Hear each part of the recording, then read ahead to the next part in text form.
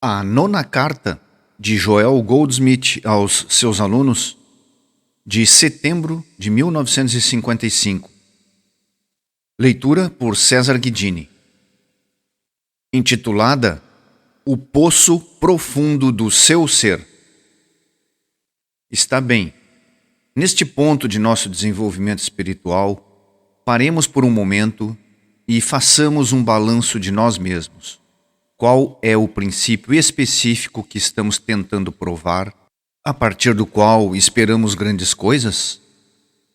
Primeiro de tudo, o princípio é que Deus é consciência individual. Deus é a consciência do indivíduo. Deus é a sua consciência e a minha consciência. Muitas facetas deste princípio foram apresentadas na mensagem, mas um ponto, acima de tudo, e isso pode ser chamado a visão do caminho infinito, e do qual procede tudo mais, é o princípio de que Deus é consciência individual, seja humana, animal, vegetal ou mineral. Deus é a consciência disso. Biblicamente, isso é revelado em passagens como: Eu e meu Pai somos um. Eu nunca te deixarei, nem abandonarei. Filho, tu estás sempre comigo e tudo o que eu tenho é teu. Quando você entende que eu é Deus, você entra no entendimento de que Deus, a inteligência infinita deste universo, é a sua mente individual, vida, alma, ser, espírito, verdade e consciência. Esse eu, que é a consciência divina, está onde você está. E não há como escapar disso. Para onde me irei do teu espírito? Ou para onde fugirei da tua face? Este ponto deve ser muito claro, porque agora é revelado que a hora vem em que nem neste monte, nem em Jerusalém adoreis o Pai. Deus é espírito, e aqueles que o adoram devem adorá-lo em espírito e em verdade. O reino de Deus está dentro de vós. Não há necessidade de procurar um lugar sagrado. O lugar onde estás é terra santa. Bem onde você está é o seu lugar de morada no céu. Toda a atenção está centrada no reino de Deus dentro de você, e não há nada a temer, mesmo no inferno, porque esta consciência divina ou Deus é a sua cura, proteção, sustento e amparo.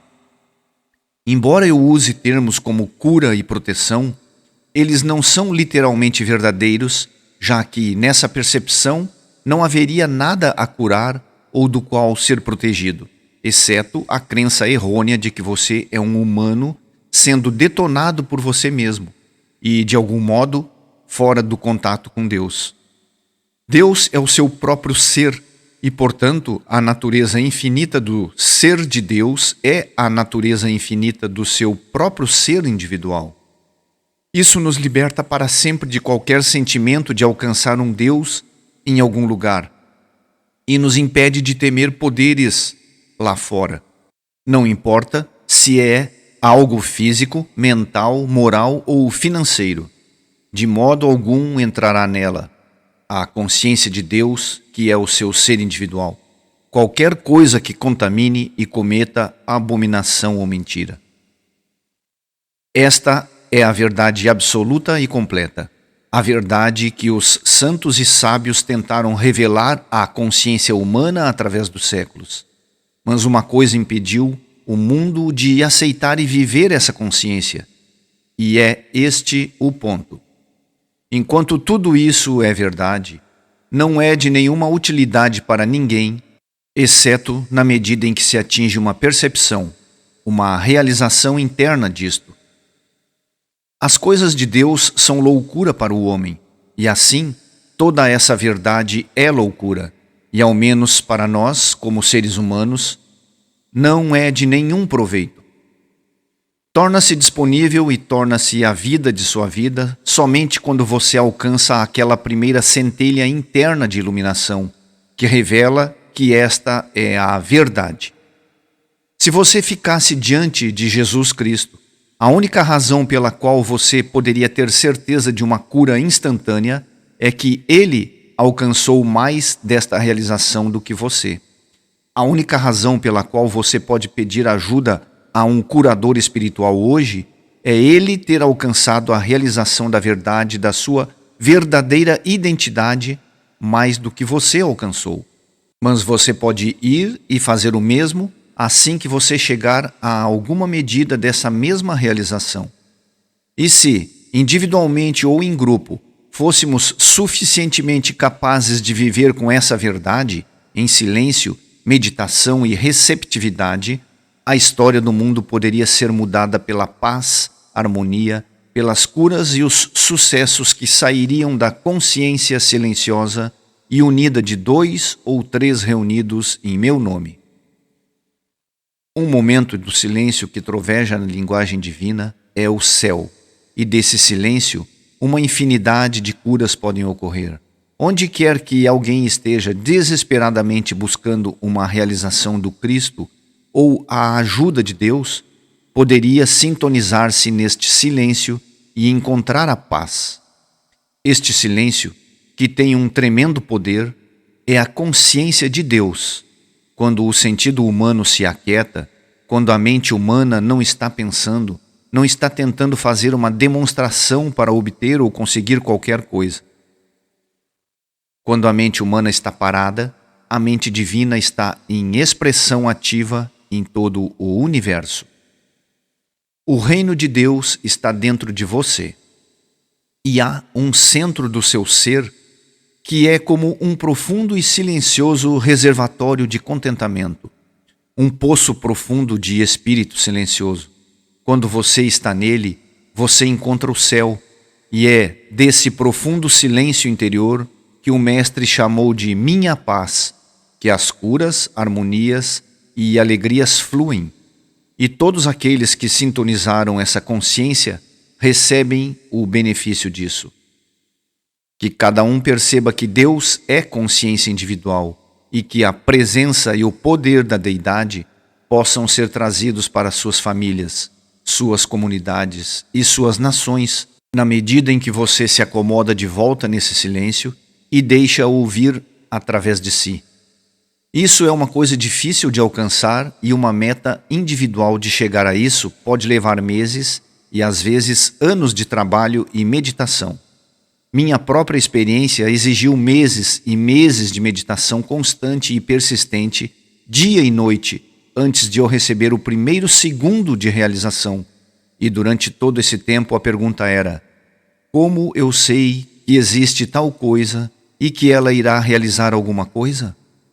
Pelo meu conhecimento, ninguém tinha ido por esse caminho antes, ninguém tinha preparado o terreno e eu não tinha nenhum conhecimento sobre isso. Apenas uma convicção interna de que se eu pudesse apenas tocar o centro de mim mesmo, que é Deus, isso o liberaria em expressão e assumiria a minha vida e as vidas daqueles que me procuravam por ajuda. Mesmo depois do primeiro vislumbre de realização, ainda teve semanas antes do segundo ocorrer, mas gradualmente tornou-se toda a minha experiência de vida até agora. E é literalmente verdade que as palavras que eu vos digo, não as digo de mim mesmo, mas o Pai que está em mim é quem faz as obras. João capítulo 14, versículo 10. 25 anos dessa meditação interior e contato tornam-se isso uma coisa simples para mim levantar aqueles que vêm a mim, para que eles também possam alcançá-lo.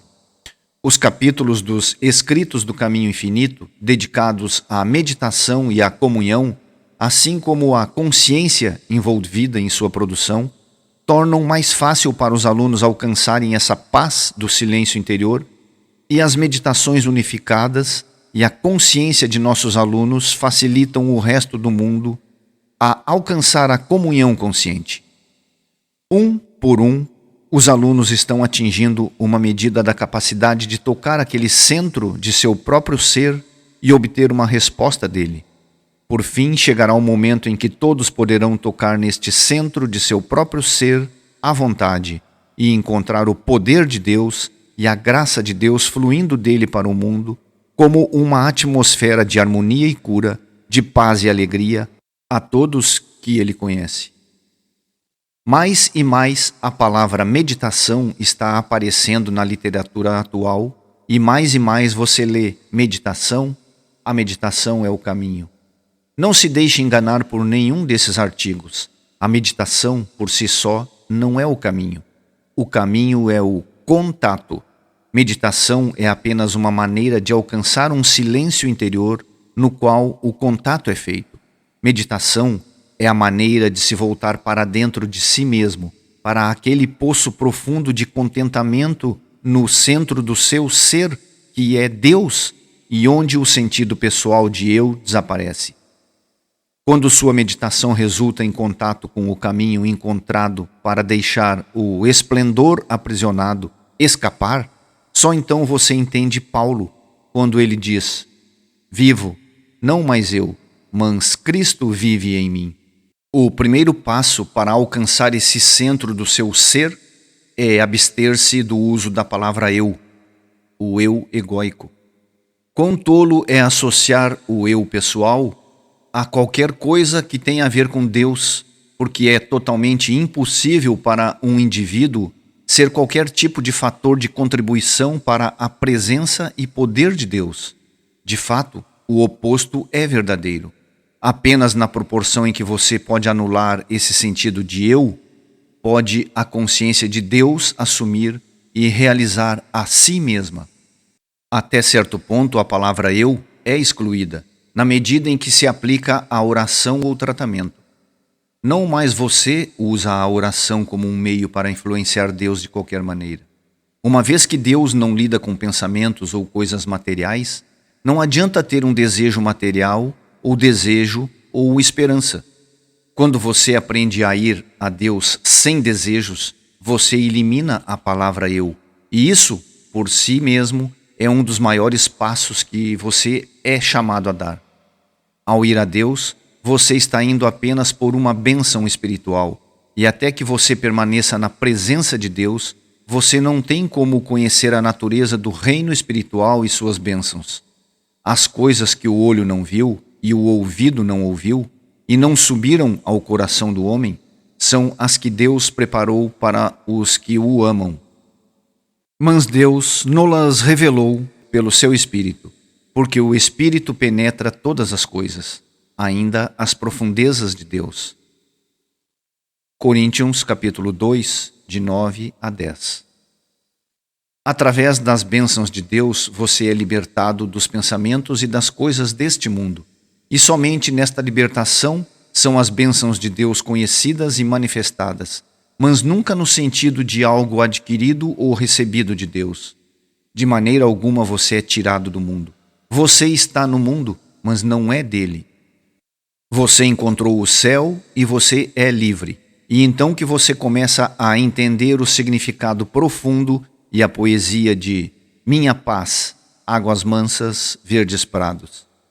E da mesma maneira também o Espírito ajuda as nossas fraquezas, porque não sabemos o que havemos de pedir como convém, mas o mesmo Espírito intercede por nós com suspiros inexprimíveis. Até o momento do contato, não conhecemos a natureza de viver num mundo espiritual, nem sabemos a natureza de uma bênção espiritual. Certamente podemos concebê-los, mas mesmo em nosso estágio de desenvolvimento, a maioria de nós está apenas um passo à frente do mundo ortodoxo que olha para Deus como derramando bênçãos materiais, no sentido do aumento de suprimento, saúde ou felicidade. Deus não opera dessa maneira. Essas são as coisas adicionadas que aparecem em nosso mundo humano quando somos libertados dos pensamentos e coisas deste mundo. Por deixar o Espírito de Deus operar suas maravilhas dentro de nós, entraríamos em um estado de consciência no qual descobriríamos que as graças deste mundo são tão livres e abundantes quanto as folhas das árvores, sem pensar nelas. Mas qualquer senso de personalidade pessoal, como o uso do meu entendimento, minha espiritualidade, minha integridade, bloquearia ou terminaria a demonstração do bem espiritual. Espiritualidade, compreensão e integridade são a graça de Deus expressa individualmente na proporção em que não há senso pessoal de ego para bloqueá-la. Sua parte é morrer diariamente. E então, com a graça de Deus, se manifesta como sua experiência individual. Você testemunha a multiplicação dos pães e peixes, a cura dos enfermos, a ressurreição dos mortos. Se o mestre não tivesse conseguido se afastar o suficiente para saber que eu, de mim mesmo, nada posso fazer, e se a palavra eu entrasse em sua demonstração de alguma forma, milagres não poderiam ter ocorrido. Isso nos traz de volta ao nosso primeiro ponto. Deus é consciência individual, consciência de você e de mim. E, portanto, o celeiro do infinito está dentro de você. Você não pode atraí-lo. Você pode sair do caminho, fazer o contato e deixar fluir. Para entender isso corretamente, é necessário que você supere o tempo e espaço. Você deve lembrar que nada disso tem nada a ver com ontem. Nenhuma das virtudes de ontem o ajudarão a alcançar essa percepção hoje, e nenhum dos pecados de ontem o impedirão de prová-lo hoje. Seu ontem, seja para o bem ou para o mal, nada tem a ver com o desdobramento espiritual de hoje. Você deve se elevar na consciência acima de qualquer senso de limitação, e cada vez que você se volta para o interior, em um sentido sério de auto-perdão e autorrealização, os ontens são apagados. Embora seus pecados sejam vermelho escarlate, eles ficarão brancos como a neve. E porque a natureza do Cristo é perdão até 70 vezes 7, mesmo se você pecar novamente, você será branco como a neve, no momento em que você retorna. Contanto que você sinceramente e humildemente siga este caminho com o propósito de esquecer das coisas que ficam para trás e avançando para as que estão adiante e prosseguir para o alvo pelo prêmio da soberana vocação de Deus em Cristo Jesus, mesmo com os erros que insistem em se agarrar e devendo ser elevado de novo e de novo, no entanto, chegará o dia da realização completa, quando não haverá mais volta aos ontens. Você não vive do maná de ontem. É necessário que você faça esse contato quase de hora em hora, ao longo de cada dia, até aquele momento glorioso em que ele assume e diz: eu estou com você. E, eventualmente, até o final da estrada onde diz: eu sou você. Até que esse dia chegue, sua vida é uma continuidade de experiências de Cristo. Todos os dias, vá ao armazém por maná fresco. Dia após dia, o maná caiu, mas sempre houve um Moisés a se voltar para o reino interior para produzir esse maná. Dia a dia, o Cristo curou, mas havia um Jesus para se entregar a esses poderes espirituais. Grandes bênçãos estão vindo ao mundo de hoje, mas dia a dia, há aqueles que estão aprendendo a se voltar para dentro, para trazerem essas bênçãos. Deus é o seu celeiro do bem. Deus é sua consciência individual. Portanto, sua consciência individual é seu celeiro do bem. Muitas e muitas vezes por dia você aprende a fazer contato com esse armazém infinito no centro do seu ser, para deixá-lo fluir, sem preocupação com a forma em que ele aparecerá em sua experiência. Da mesma forma que não há ontens, não há amanhãs. Amanhã, quando chega, é hoje. Bem onde você está neste segundo de consciência, hoje é o único lugar onde você pode estar. E este é o único momento em que você pode ser. Você não pode perceber esse segundo de consciência ontem ou até uma hora atrás. Você não pode perceber isso amanhã. Isso pode ser vivido apenas no segundo em que você se encontra, aqui e agora. Nunca há tempo em que você possa experimentar outra coisa, senão esse segundo. E cabe a você fazer de cada segundo o que este segundo é. Da mesma forma que você fez deste segundo o que este segundo é, voltando-se para a sua fonte. Não há nenhuma diferença entre o fluxo de Deus neste minuto ou daqui a 100 anos. É apenas uma questão de continuidade do contato. A vida de Deus nunca terminará, e embora não possamos ficar aqui nem um minuto mais após chegar a chamada para trabalhar em outros vinhedos, desde que haja um trabalho para nós neste plano de existência, podemos nos manter aqui por este contato e manter-nos em toda a vitalidade da força, juventude, saúde e integridade. Mas só podemos fazer isso pelo contato, porque é a presença e o poder que fazem o trabalho. Há uma divindade que molda nossos fins. E, como isso é literalmente verdade, surge a pergunta: por que isso não acontece? A resposta está no fato de que não fazemos nosso contato com essa divindade, porque quando o fazemos, ela revela tudo o que temos por fazer na vida. Se o dedo de Deus o tocasse, você poderia, desde que fosse a sua vontade, ser levado de onde quer que estivesse e ser colocado em uma vida e uma existência completamente diferentes, e o passado desapareceria. Minha própria experiência testemunhou 3 vidas completamente diferentes. Como um homem de negócios, como um curador e agora como um professor e autor da verdade espiritual. Mas eu, pessoalmente, nunca poderia ter manifestado nada disso. Nós não somos todos destinados a ser a mesma coisa. Deve haver homens de negócios e de ciência, engenheiros e construtores, professores e artistas. E é a inteligência infinita no centro do seu próprio ser que determina sua expressão particular. Mas você nunca a conhecerá, a menos que você faça o contato. Nas palavras de Paulo, ora, há diversidade de dons, mas o Espírito é o mesmo. E há diversidade de ministérios, mas o Senhor é o mesmo. E há diversidade de operações, mas é o mesmo Deus que opera em todos. Mas a manifestação do Espírito é dada a cada um para o que for útil.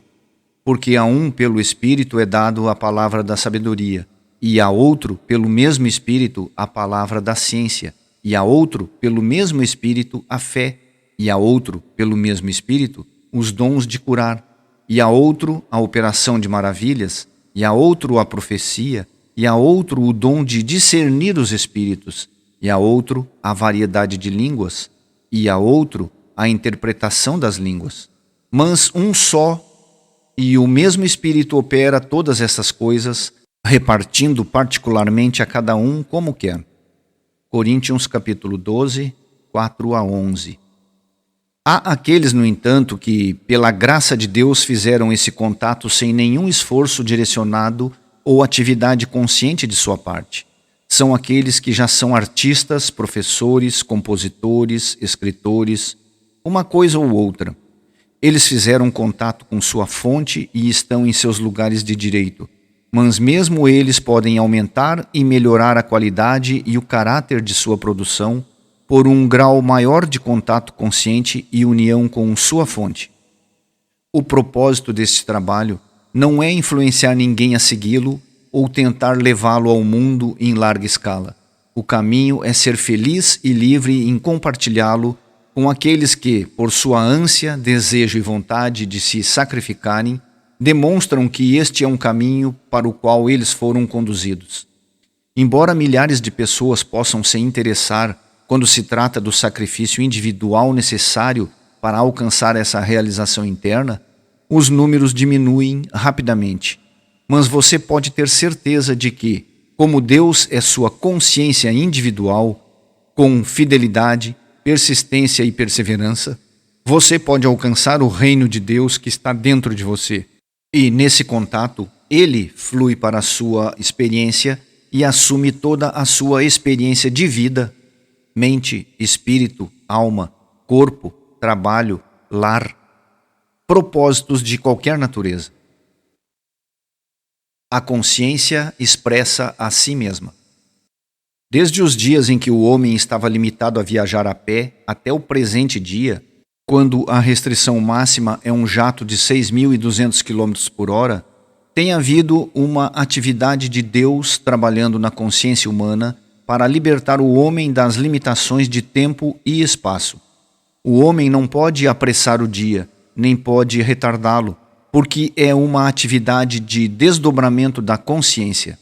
Aqueles que tentam retê-lo são destruídos, e aqueles que estão dispostos a serem instrumentos da sua vontade estão em sintonia com o infinito. Este processo evolutivo, que é a atividade de Deus desdobrando-se e revelando a si mesmo, aplica-se a nossas vidas individuais. Se estamos dispostos a nos abrirmos para sermos instrumentos através da meditação, permitimos que esta atividade do Espírito tome conta de nossa mente, alma e corpo. Se nós o bloquearmos por conta do senso pessoal, vontade pessoal e desejo pessoal, então ele nos quebra. A maioria dos homens de ambição acalma em presídios porque a força de Deus os destrói, enquanto que uma percepção consciente da mesma força de Deus os levaria às alturas do reconhecimento mundial. Ao longo da história do mundo, guerras, opressão e escravidão foram provocadas pelo fracasso dos homens em perceber a natureza de Deus na consciência. A liberdade nunca é obtida através da guerra ou agressão, mas apenas por um desdobramento da consciência que está ocorrendo em todo o mundo. Há uma força maior que o homem abrindo sua mão para libertar os povos. Nós somos meramente instrumentos para o desdobramento dessa consciência. Nesta era presente, o mundo está se perguntando e especulando muito sobre a vida em outros planetas. E neste contexto, há uma coisa que devemos lembrar. Deus preenche todo o espaço. Não há lugar onde Deus não esteja. Se há outras estrelas ou planetas neste universo, eles foram feitos por Deus e, portanto, devem ser abraçados pela consciência de Deus e devem manifestar a vida, embora possa haver diferentes graus e formas de vida. Se você voltasse 3 ou 4 mil anos atrás, que expressões de vida, que diferentes graus de cultura e civilização seriam encontrados? Não pode haver dúvida de que em outros planetas ou espaços existe vida.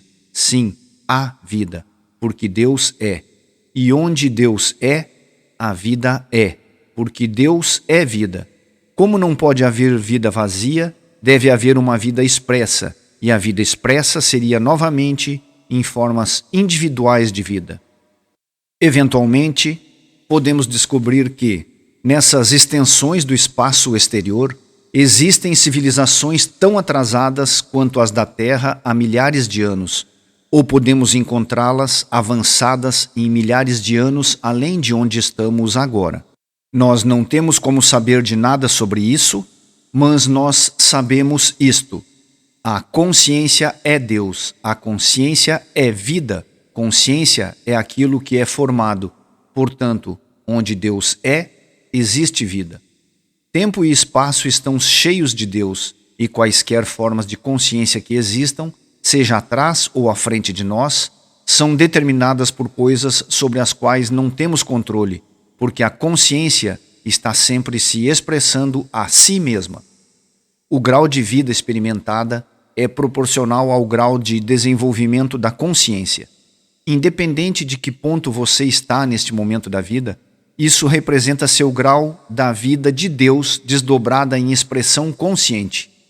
Isso você pode mudar a qualquer momento, abrindo sua consciência para um fluxo maior. Não há ontens e não haverá amanhãs. Há apenas este instante em que você reconhece que existe uma atividade de Deus operando na consciência humana, e você é meramente um instrumento para a sua operação e expressão. E é através de seus frequentes períodos de meditação, comunhão e contato que você permite que ela exerça sua influência. Oração eficaz. Somente aqueles que experimentam um profundo contato ou realização espiritual interior podem orar efetivamente.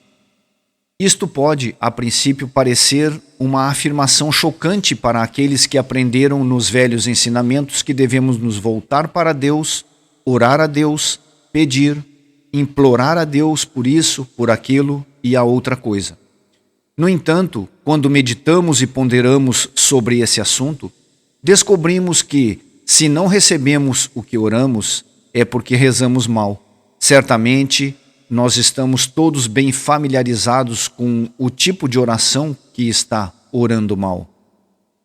Nas Cartas do Caminho Infinito de 1954, encontramos esta citação: a oração é o desdobramento espontâneo da verdade dentro de nosso próprio ser. A oração é uma revelação espontânea de Deus em ação. A oração é o nosso grau de receptividade à verdade. Oração é a via aberta dentro de nós mesmos para receber o amor, a vida, a verdade e a sabedoria de Deus. A oração, então, é o fluir espontâneo do Pai de dentro para a nossa consciência exterior. A oração é o reconhecimento da natureza de Deus como realização. A oração é a percepção de nossa inseparabilidade de Deus. Eu e meu Pai somos um. É o relacionamento estabelecido desde o início. Unidade com Deus é o estado divino do nosso ser. Mas apenas a oração pode revelá-lo. Por que então somente indivíduos com profunda realização espiritual podem orar efetivamente? Para entender isso, primeiro é necessário que entendamos algo da natureza de Deus e, através disso, a natureza da oração. Através de diferentes estados e fases de desenvolvimento, nos foram ensinados vários conceitos sobre a natureza de Deus e a natureza da oração. Mas, de repente, chegamos a um ponto em nossa experiência em que percebemos que não haverá mais nenhum desses conceitos. Nós ficamos cara a cara com a percepção de que nada nos foi dado sobre a natureza de Deus ou a natureza da oração que seja de qualquer valor neste momento particular. E é então que devemos começar a nos despir de séculos de falsas crenças e ideias que se acumularam em nossa consciência através da submissão aos conceitos do mundo sobre esses dois grandes pontos. Ninguém pode nos dizer algo sobre a natureza de Deus ou a natureza da oração. Nós percebemos que não importa o que sabíamos ontem ou esta manhã. Na verdade, se a realização que tínhamos naqueles tempos literalmente ressuscitasse os mortos, agora precisaríamos ser renovados. Neste momento, devemos chegar a uma realização mais profunda da natureza de Deus e da natureza da oração, e como nós estamos dentro de nossa própria consciência, percebemos que devemos desistir de qualquer ideia de que existe um Deus a quem podemos rezar, que existe algum Deus que possa ser bajulado, adulterado ou influenciado a atender qualquer desejo pessoal ou efeito desejado. Devemos considerar cuidadosamente todos os diferentes conceitos que nos foram impostos. É verdade que, em certos estágios de nosso desenvolvimento, fomos ensinados a orar por coisas, por ideias e depois por realização espiritual. E não havia nada errado com aquelas orações naquele momento específico.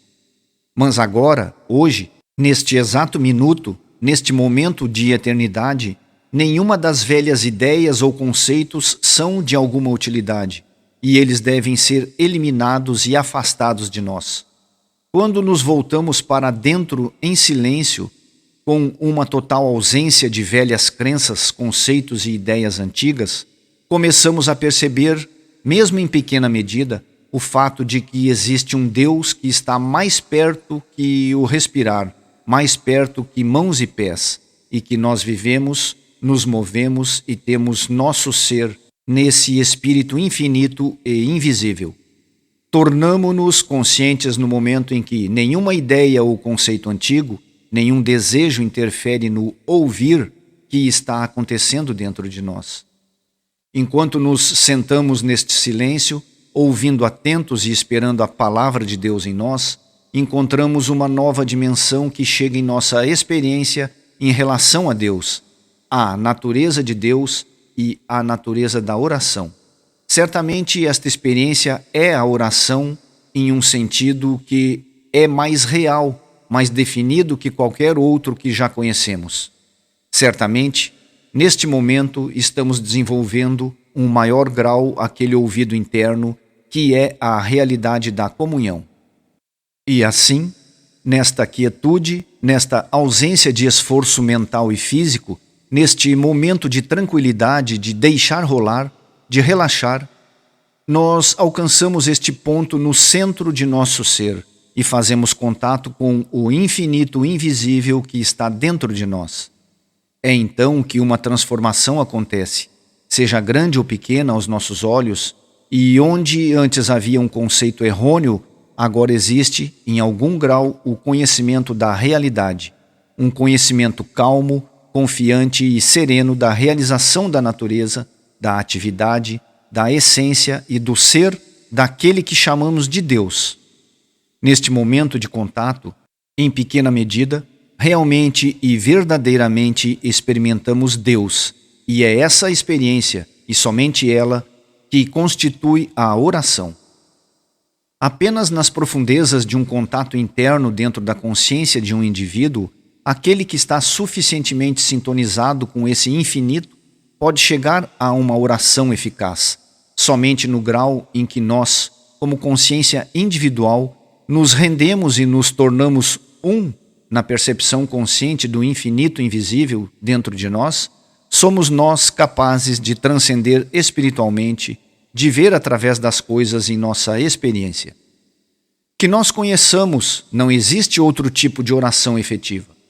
A razão pela qual as orações de santos, sábios e praticantes parecem mais eficazes do que as nossas é que eles, através da graça e através de um processo de desenvolvimento, chegaram a um estado de consciência espiritual que permite contato contínuo e constante de comunhão ou união com o Pai interior. Este é o teste da nossa oração. Se fizermos o nosso contato interior, se ganharmos o nosso clique, se sentirmos um calor suave por dentro, sabemos então que experimentamos uma oração eficaz. Sempre que este contato interior não é feito, nossa oração está no reino da mensagem da verdade, e não no reino do espírito da verdade, e não produz fruto de uma natureza espiritual. Mais uma vez, cito as cartas do Caminho Infinito de 1954. Quando ouvimos a pequena e silenciosa voz de Deus, quando recebemos a transmissão interior ou o sentimento da presença de Deus, estamos recebendo o benefício da oração e qualquer que seja a forma necessária de demonstração, terá um lugar em nossa experiência. Um estudante. O nono mandamento. O nono mandamento, não darás falso testemunho contra o teu próximo, é uma lei cósmica. Mas o que isso significa? Certamente isso não significa apenas não espalhar boatos e fofocas sobre o nosso vizinho, mas significa não manter nosso vizinho na humanidade.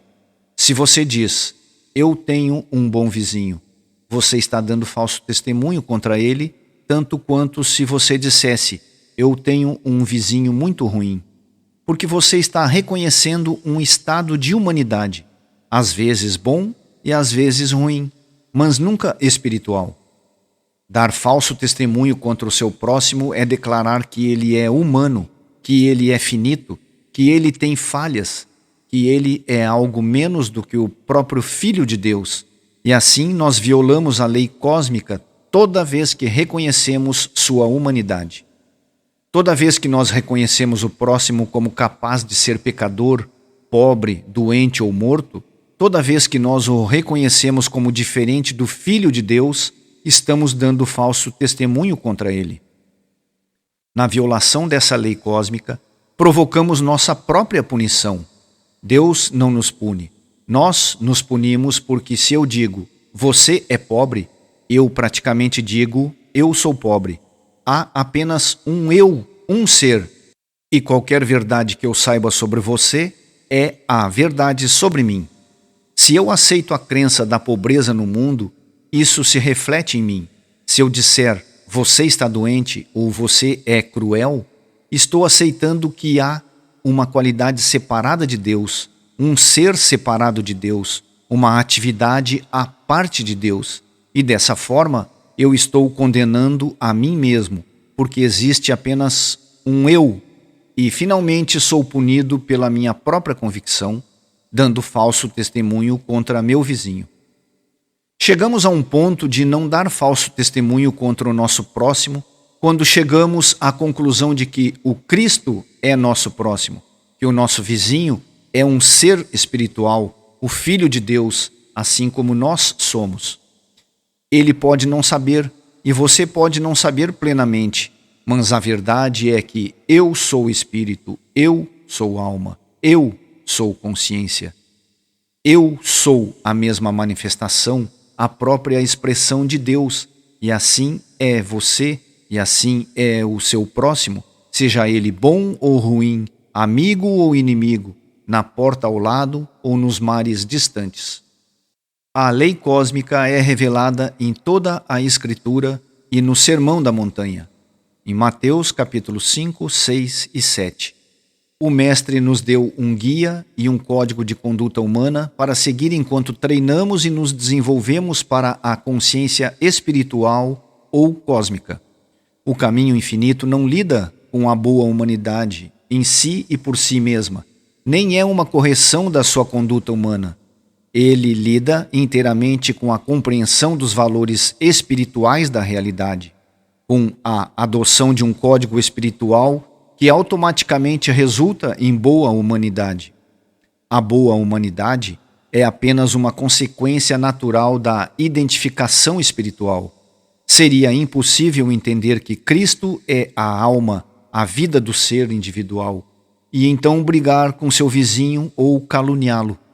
Colocamos toda a nossa fé e confiança no infinito invisível, e não estamos considerando circunstâncias ou condições humanas. Então, quando chegamos às circunstâncias e condições humanas, nós as vemos em suas relações verdadeiras. Quando dizemos, amarás o teu próximo como a ti mesmo, nós não estamos falando de amor humano ou afeição ou amizade. Estamos trazendo nosso próximo à identidade espiritual e depois chegamos a ver isso manifestado na imagem humana.